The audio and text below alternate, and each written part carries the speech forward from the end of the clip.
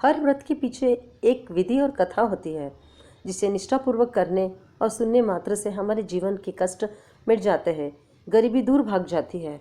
उसी तरह शरद पूर्णिमा की भी यह एक छोटी सी कथा है।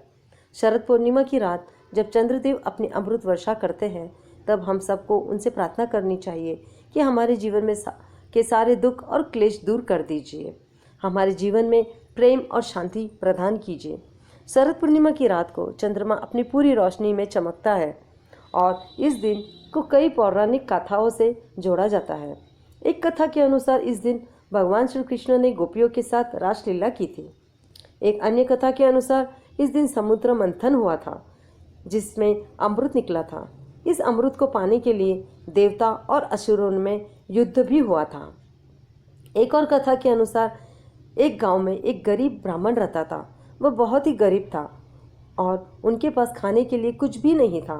एक दिन उसने अपनी पत्नी से कहा कि वह शरद पूर्णिमा की रात चंद्रमा की पूजा करेगा और उनसे अपनी गरीबी दूर करने की प्रार्थना भी करेगा। ब्राह्मण ने शरद पूर्णिमा की रात को चंद्रमा की पूजा की और उनसे अपनी गरीबी दूर करने की प्रार्थना की। चंद्रमा ने उसकी प्रार्थना सुनी और उनकी गरीबी दूर करी।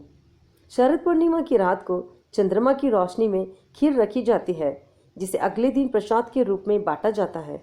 इस दिन को चंद्रमा की पूजा व्रत के साथ मनाया जाता है। शरद पूर्णिमा का महत्व हिंदू धर्म में बहुत अधिक है।